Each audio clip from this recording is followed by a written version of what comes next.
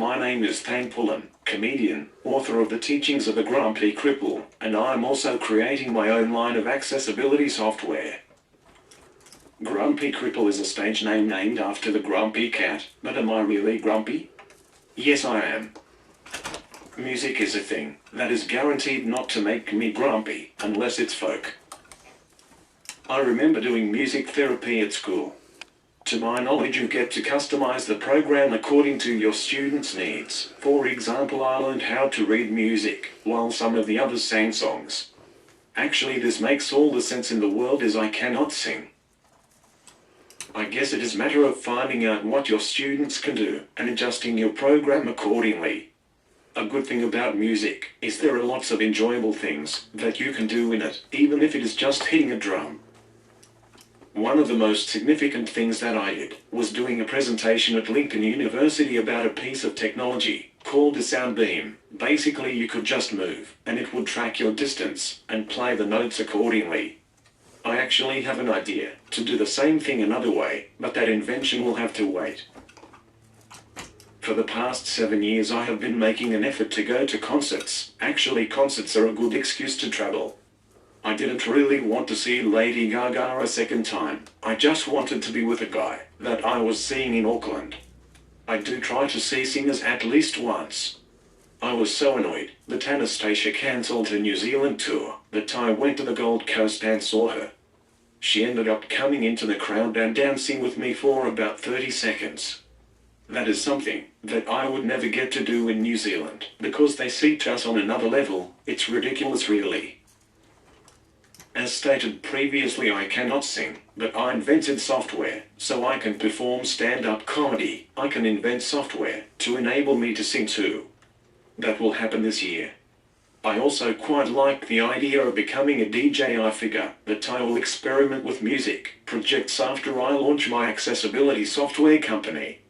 I listen to all sorts of music in my room, frequently when working, and also go out clubbing when I can. I love being a programmer. I have finally discovered that I have the ability to create some amazing technology. I was more of a web developer before. I think that I wanted to travel more, so I decided to become a disability issues consultant. Long story short, I gave up on it and decided that there was more money in software. I still get to perform speeches, which was the end goal, and stand-up comedy provides additional travel opportunities.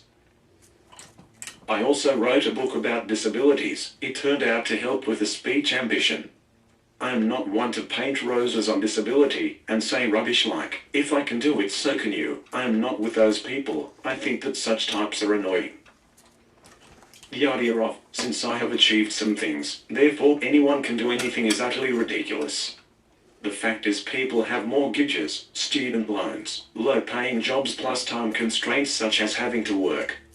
On the other side, I believe that it is not necessarily hard work that leads to accomplishments, but having the right strategy, although usually it's both.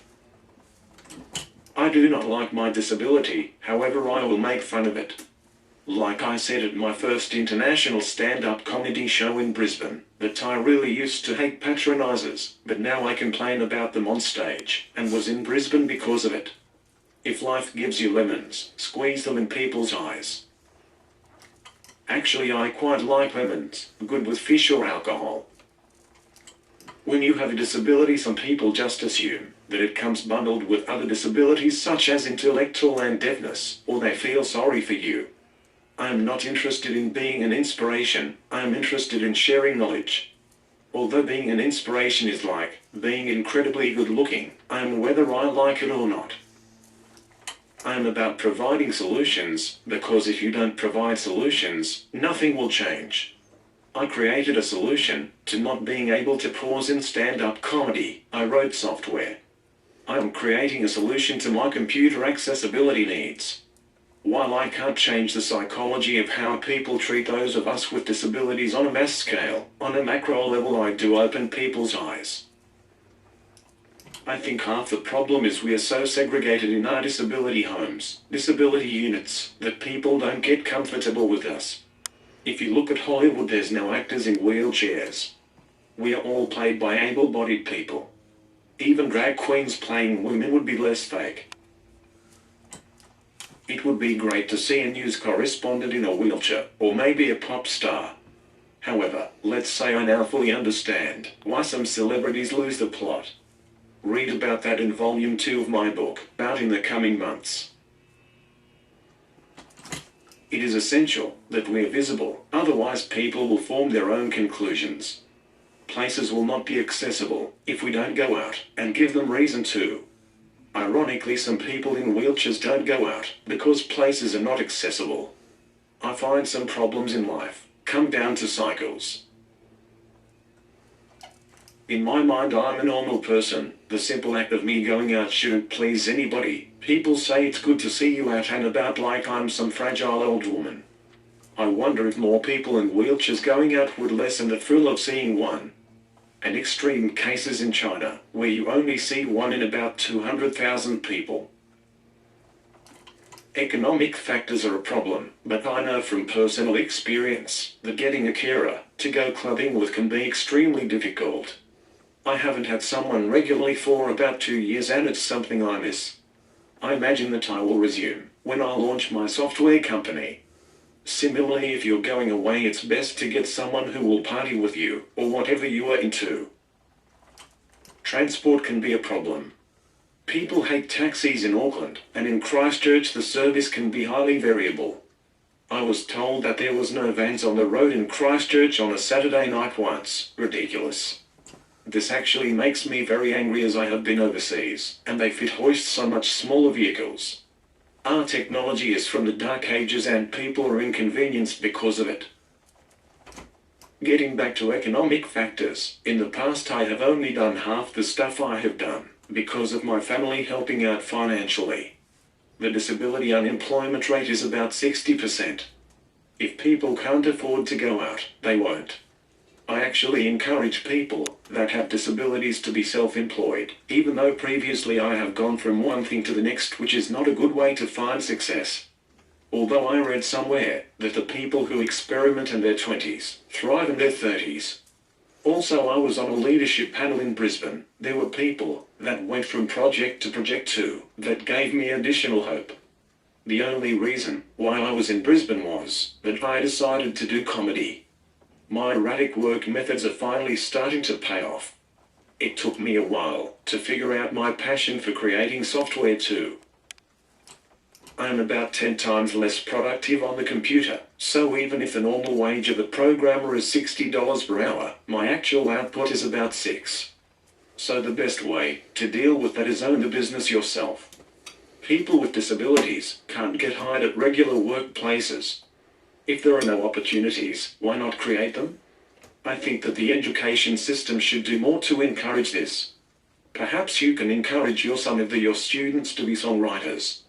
That is another alternative career, and they cannot possibly be worse than some songs on the market today. I left school when I was 16. I just found subjects like mathematics not challenging at all, and doing the same thing over and over. It was incredibly boring. I am a terrible workaholic. I wrote most of this speech on vacation. When I left school, I spent about 7 years in my room. Some people had a problem with this, but I'm glad that they minded their own business. I say this because going out was a big disappointment at first. When you talk through a communication trait, people talk amongst themselves rather than talking to you. Nobody wanted to date me either. I think I have only had 2 proper dates. One turned into something.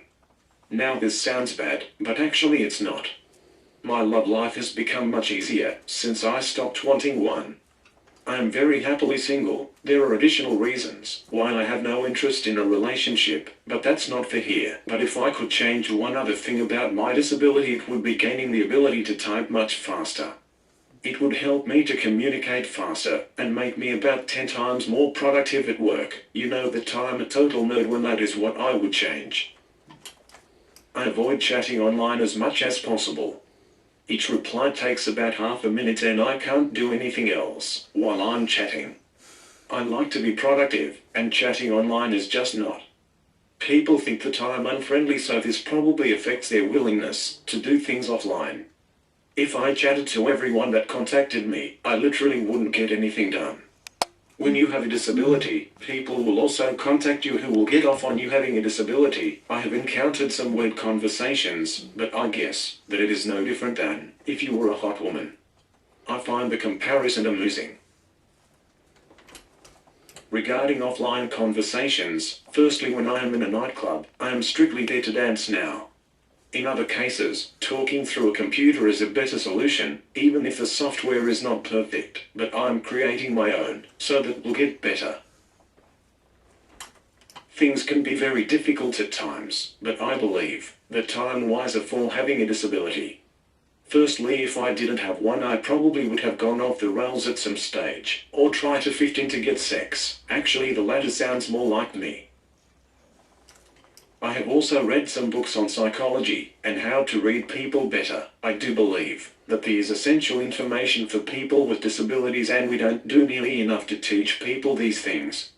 The reason that I find this particularly disturbing is people with disabilities are frequent targets of people that like to take advantage of what they consider vulnerable. They need to be savvy in this area. Many people consider myself to be rude and about abusive, and I am, but my brother told me he thinks that the reason is that I take so long to communicate. I tend to communicate my immediate thoughts. Even with a communication device, by the time I finish typing, people can move on to other conversations. In a way, stand-up comedy has rewarded this bad behavior by allowing me to profit off the appalling things that I say. I am also a hypocrite.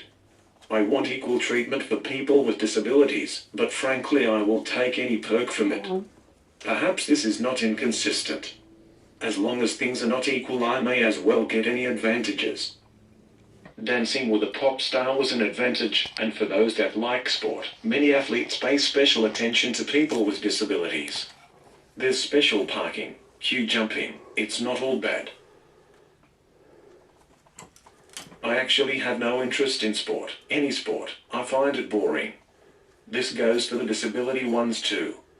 I like doing things with my mind, and don't get that satisfaction from sport. My mind is really all I have, or perhaps I incorrectly feel this way. Sure, it's possible that I could go into a disability sport again, but I like my current life of creating software. Notice the difference between mainstream and disability sports. Athletes get paid millions of dollars for one, and we have to fundraise for the other. Our sports are not on TV, only for the Special Olympics, and why do we have to have a separate Olympics for that matter?